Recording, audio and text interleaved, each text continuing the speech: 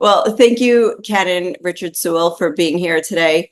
I wanted to talk with you today about the case of Leanne Nasir, who has been in Israeli detention. I saw some Facebook posts, but honestly, I haven't been able to get much information about this. And then I saw a post of yours, so I wanted to reach out to you, and apparently you have been involved in this and the church has been involved in this case. So I'd like to back up and just tell us a little bit about who she is and what happened.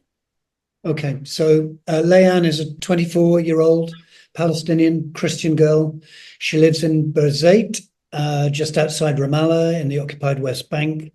She and her family are members of our church, St. Peter's in Birzeit. It's a fairly old in Anglican terms, not old in Holy Land terms, church. And when she was at Birzeit University 2 years ago, in her final year, she was arrested by Israeli security forces, and they put her into administrative detention, and they held her there for 3 months. Administrative detention is a sort of emergency way of detaining people without charge, without trial. It's known in international law as a sort of emergency method where somebody is about to commit a terrorist attack, and in order to charge them, you may be giving away sort of intelligence secrets that you're not prepared to do. But it should not be a way of routinely arresting low-key, low-risk people. And Leanne, we don't know what it is that they think she's done. It was apparently, under the catch-all phrase, political activities, without specifying what they would be. Leanne is not a known political activist. She's never been a part of a political party, but active in pastoral care in the university. Pastoral care often means helping people when they are in trouble with the security forces, which can routinely happen so easily. It's very much part of day-to-day life for Palestinians. And so she was held in an Israeli jail for 3 months, released in May 2022. And after that, she completed her studies. She graduated as a nutritionist. I was at her wonderful graduation party in Ramallah those 2 years ago. And then between then and April this year, nothing happened at all until in the middle of the night, Leanne's family heard the noise of heavy traffic outside, suddenly beating on the door, and about 15 heavily armed security forces, Israeli security forces, rushed into the house, held the entire family at gunpoint, told Leanne she had to get dressed quickly. She did. They bound her hand and foot. They gagged her, threw her into the back of a security vehicle, and took her off to a place of detention. And then a week or so later, the family did not know where she was taken, why she was taken, or what they could do about it. They were just completely in the dark. And a week later, her lawyer was informed that she would be taken to an Israeli jail. So that in itself is a war crime, to remove somebody from their place of residence into foreign territory. By taking her into Israel, it means that her family are not permitted to visit her. Oh, and so she has been... Where was she held before that? In Dimon prison, just outside Haifa. But that is that in Israel? Because you said she was taken into a different territory. Yeah, so out of the West Bank and into Israel, and her parents have no permission to come out of the West Bank. They're not able to get permits to come out of the West Bank. But anyway, since the war started, Israel has withdrawn all rights of family visits. They're doing that as a way of punishing all Palestinians because of the hostages in Gaza who do not have a right to family visits. So they have simply said, we will put the same conditions on everybody taken prisoner in Israel, every Palestinian, that is, not Israelis, obviously. So that's where she has been for the last 4 months. She has had one hearing in the military court where the family were able to say why they feel it's unjust. They did not hear the Israel military case as to why she should be kept. The judge knows, but the family and her lawyer do not know. And we have just heard. Her lawyer doesn't know? Her lawyer does not get to see the charges against her. No, that is not permitted. That's part of the I can't imagine a lawyer would be useful if they didn't know the charges. No, well, you're working in and around the rules such as they are for administrative detention. Okay. About conditions that she's kept in, about the length of time she's kept in, why they feel administrative detention is unjust. So it's in a very tight corner of legislation, but you at least have to try to work within that to find some way of getting her released. But we just heard yesterday that her 4-month detention has been extended for a further 4 months. And the family are absolutely devastated. The church, our church, all of us are devastated for the extension of her time of detention. And we're powerless to do anything about it. I mean, we are operating an international advocacy campaign around Leanne. Her name is well known around the world, especially amongst the Christian community. And of course, it must be said that there are more than 3,500 Palestinians in administrative detention. I think the figure at the moment is 35 of those are under 18 years of age, so children. And every case has its own particular injustices and particularities. And I personally do not see the justification for administrative detention in any sort of low-level cases. But it's a way of avoiding proper due legal procedures that you would expect in a court of law. And so you can be kept in this way without having to make a proper legal case. So that's the situation that we're currently in. She's in prison in Israel. We're very worried about her safety and welfare because of the conditions of Palestinian prisons across all Israeli prisons at present. There have been a lot of cases and a lot of exposure of horrendous mistreatment of Palestinian prisoners, whether they've come out of Gaza, and that is especially bad. I mean, criminally bad.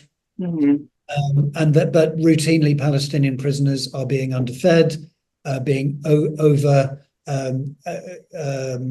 too many people in one prison cell, lack of exercise, all these sorts of things that you would expect in a civilized prison, and these things are being withdrawn routinely. We don't know many of the precise details of Leanne's case. Her lawyer is not permitted to visit her because she also is a Palestinian without permission, but a colleague of hers, an Israeli colleague, has been able to visit her in prison and says that she is safe and she is okay. That's really, we don't know much more than that. Okay. There's a lot I want to ask you. But one of the things you said, there are 3,500 prisoners, Palestinian prisoners right now in administrative detention. the reason, you've said this to me before as well, like you can only focus on one and try to get to the bottom of this case sometimes. And the reason I'm focusing on Leanne is because she's a Christian. And to your knowledge, do you know of any other Christians that have been in this situation? I don't know any that are currently in Israeli prisons. No, I'm under administrative detention. No, I don't know any others. Right. This is a very, very rare case. It's not something that I've heard of in my years and covering the news here.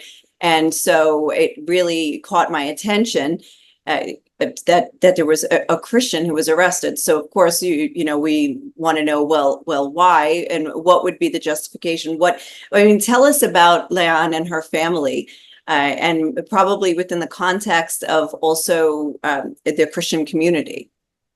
Yeah. So they're a long-standing Anglican family.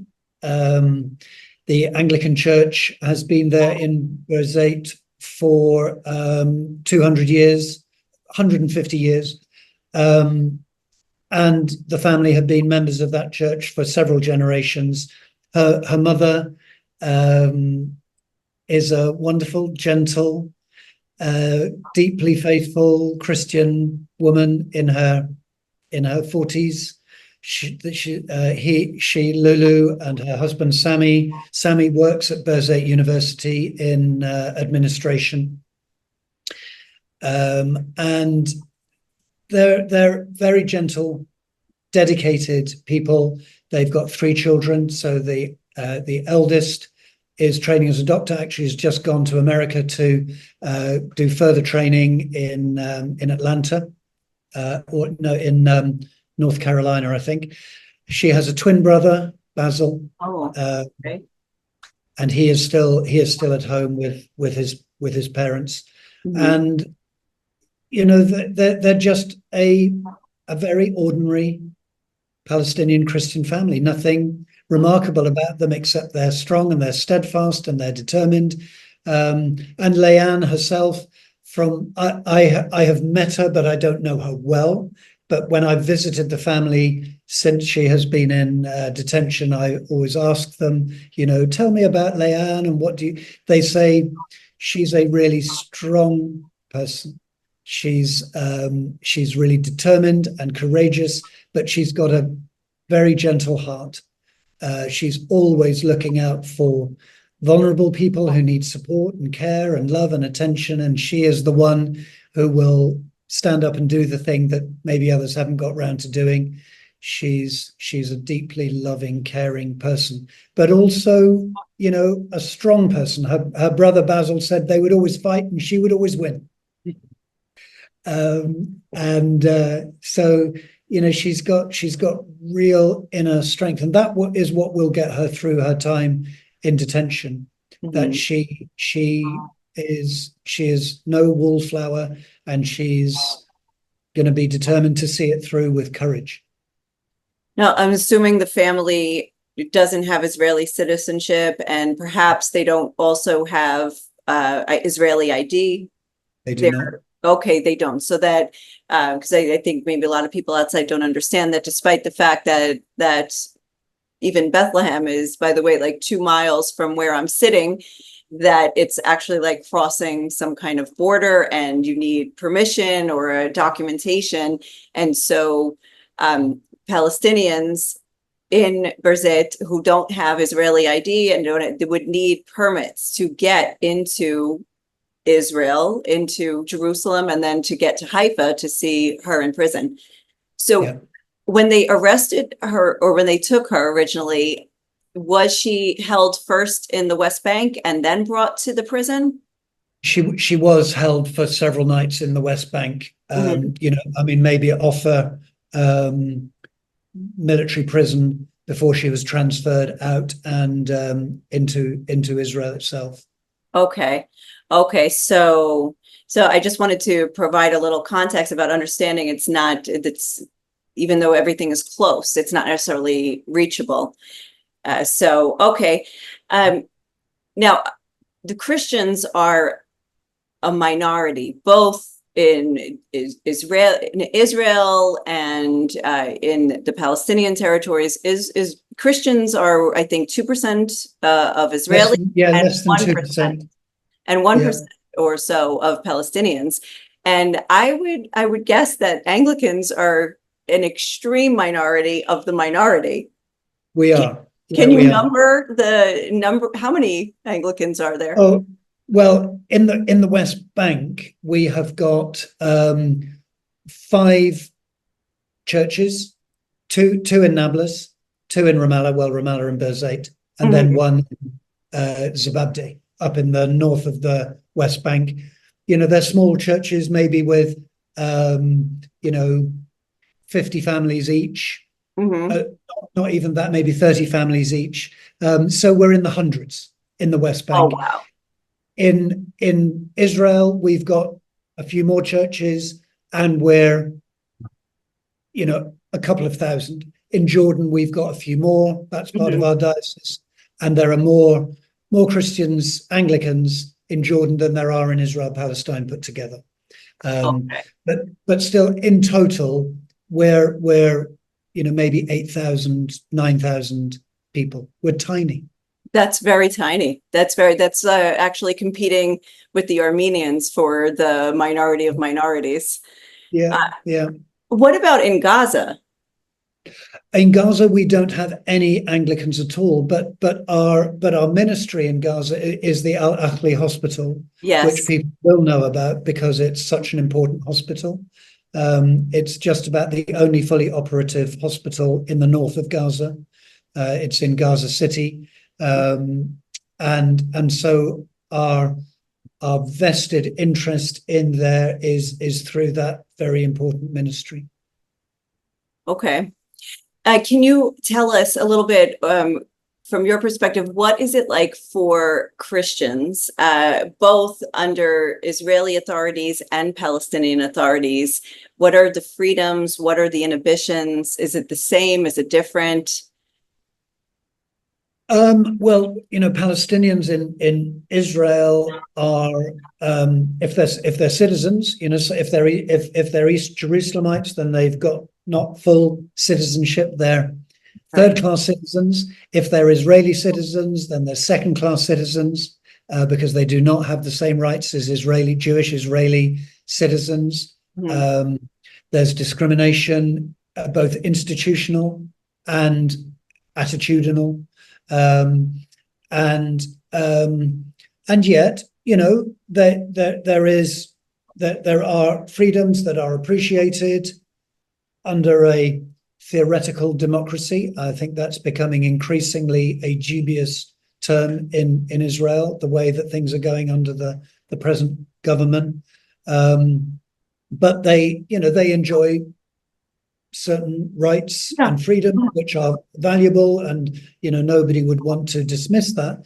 But nevertheless, you can't get away from the fact that as a Palestinian, whether you're Muslim or Christian, whether you're an Anglican, a Catholic, or whatever denomination, you do not have full citizens' rights in terms of travel, in terms of return, in terms of family reunification, in terms of where you can live and what you can do, and the education, many aspects.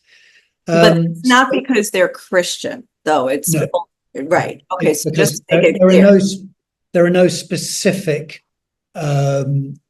institutionalized discriminations against Christians, but there are as Palestinians. Yeah, it's more to do with the ethnicity than the religion. It is. Yeah, it is. Okay. In the West Bank, obviously, it's a majority Muslim culture context, but of course, although the West Bank is theoretically run by the Palestinian Authority, everybody knows it's run by Israel because they control who goes in, who comes out, where you can live within the West Bank, and it is a profoundly oppressed society because of the occupation of Israel. Then if you strip away that, what is life like for Christians in Palestine? Well, in reality, There are discriminations.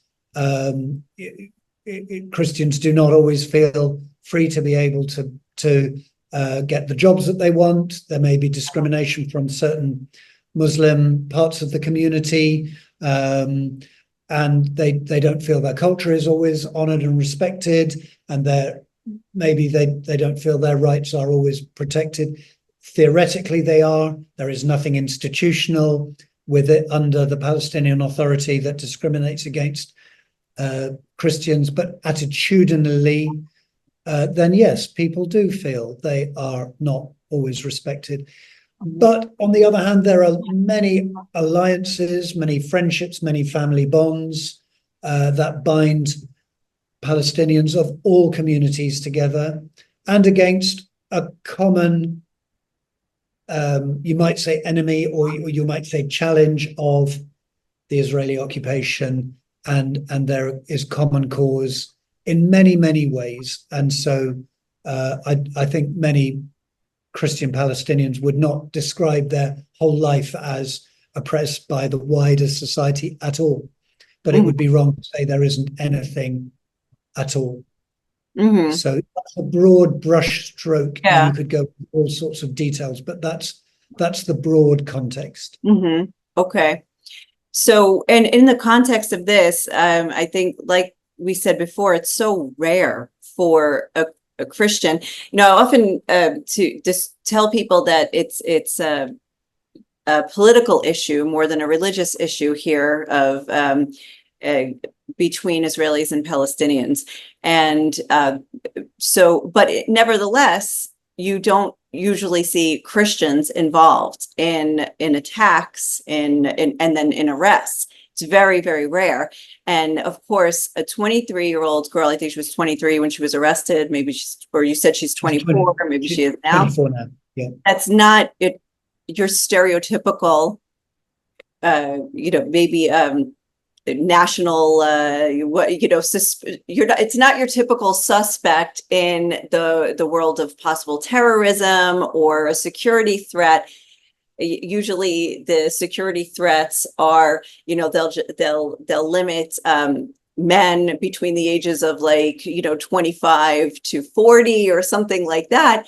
But she doesn't fit the stereotype, not by religion and not by age or gender or anything. So what is, it seems that Israel would not arrest somebody without cause. I mean, it seems unreasonable that they would go to that length to find somebody who fits none of the stereotypes and have no cause to arrest, and then to extend the detention, not arrest, the detention. Unfortunately, Israel does detain and imprison people for no good reason. There are multiple examples of that.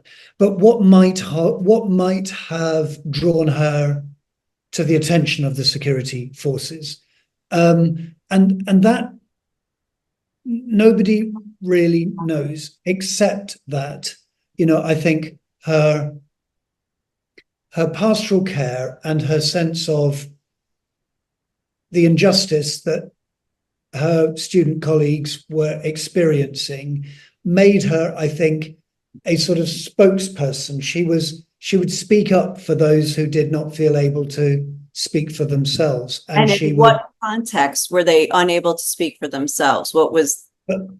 I don't know the specifics, but in terms of at Birzeit University, many might get stopped, detained at checkpoints on the way to the university. They might be barred, or they might, have charges brought against them. And I think she would just be alongside them and would support them.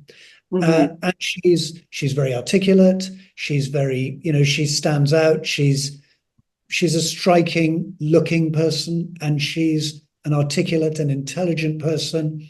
And maybe by vocalizing the grievances of people, she stood out as a potential community leader or spokeswoman. And so pick her up as a warning. Don't even think about Mhm. agitating or highlighting the injustices that people are experiencing. And this, I gather, happens quite routinely, that people who are potential community leaders are incarcerated as a way of silencing them and a way of intimidating them and ensuring that they don't cause any further problems to the occupying powers. And if she had done anything that really was noteworthy, well, charge her.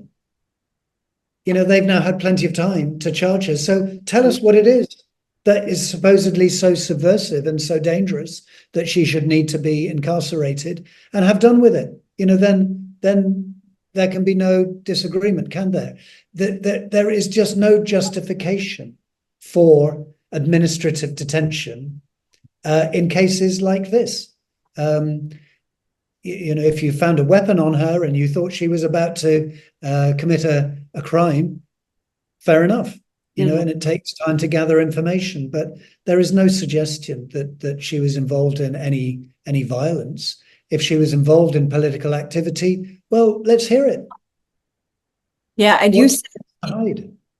what about her social media presence? I know, that we're in the midst of a war, and there's been repercussions. There have been repercussions of people who post things on social media. And there is, of course, the charge of genocide, that it is Israel committing genocide in Gaza. And has she posted anything like that? Has she taken a very strong stance on social media? No, she has not. No. Mm-hmm. Okay. As you know, so many Palestinians at the beginning of the war, after the initial, once they saw how the Israelis were acting, they just deleted their social media apps and really, post very, very little. And Leanne was, to my understanding, inactive on the social media front. Mm-hmm. Okay. All right. Well, it's also interesting in light of protests this week that are going on at some of these centers where Palestinians are being held, and where soldiers have been accused of some heinous acts of abuse of the prisoners. And it's basically, it's drawing Israel itself into some kind of civil war, about what's happening. So she seems to be caught up in the midst of this turmoil as well. Well, I truly, truly hope there is nothing of that nature going on in the prison where she is held. Mm-hmm. I think the places where that particular incident took place were where Gazan detainees were being held, and we know they are experiencing the very worst. I mean, there are very well documented cases of torture of Gazans. There have been a number of deaths and amputations of Gazans. The precise circumstances of all of these have not come to trial, but they're well documented by Israeli human rights organizations. The conditions in mainstream Israeli prisons, I don't think, are quite as bad as that. But we do know that all Palestinian prisoners have had the usual conditions harshened, tightened very significantly. Mm-hmm. And, the family, all of us are really worried about what she is experiencing in jail. And when her priest has requested to visit her, that is a right under Israeli law, that religious carers should be able to visit prisoners inside. That permission has not yet been granted, now 4 months into her incarceration. So why would you deny that to somebody? I don't know. Mm-hmm. We're very concerned. When you deny these rights, it creates, justifiably suspicion about what is going on and what is being hidden. And so we're calling upon the Israeli prison authorities to grant those rights, which should be theirs under law, so that we can be reassured that Leanne is not suffering abuse and the denial of essential rights for her welfare and well-being. Yeah. Okay. Well, what are you what are you as a church doing to about this issue? Well, we're advocating internationally through all the channels that are available to us. Today, the Archbishop of Canterbury, Justin Welby, has tweeted his support for Leanne. He has taken an ongoing interest in her case, and has repeated, very much what I've been saying, that her administrative detention is unjust and unjustifiable. There are American senators and the Episcopal Church in the United States have been agitating for her release. We want her released. We think she should be released. And in the absence of any accusations against her that justify her detention, she should be released. And that is the bottom line. While she is being detained, we're asking for her to receive the visits from lawyers and from her priest to reassure the family that she is in good health and mental well-being. But I think the international community, such as they are aware of what's going on, and of course this is not the biggest concern. Exactly. The biggest concern is what's happening in Gaza, and then the general conditions of the West Bank, and then so many other things. So these details, which seem relatively minor, but which to the family and to her community is not minor, it's hard to get them up the political scale that they get the attention that they deserve. But every life is important, and every case is important, and every person deserves to have their situation properly treated. And so we're trying to make sure it is higher up on the political agenda. But, maybe the Israelis don't like all that exposure of what's going on and are punishing the family by keeping her in longer. Well, let's hope there's resolution and soon. And I think it's important to bring attention, like you said, that it's this maybe the smallest issue, but just like that, Christians are always the smallest issue here in this land, and so to hear about her case and to know her name and to try to get more understanding of what's happening, I think is very important. So thank you so much for sharing. Thank you for taking time out to tell the story. Well, please, I ask everybody, if you're the praying kind, please pray for Leanne, for her welfare and for her release and for her family. And if you have got ways of advocating for her by, approaching political representatives, please, if everybody could do that, we need everybody who can to do what they can. Yeah, whatever you have, I can put links in the notes here and in the description, and so people will be able to get more information or to reach out in some way. So for sure, I'll share that. Thank you, Nicole. I really appreciate you taking the time to hear Leanne's case. Yeah, for sure. Thank you.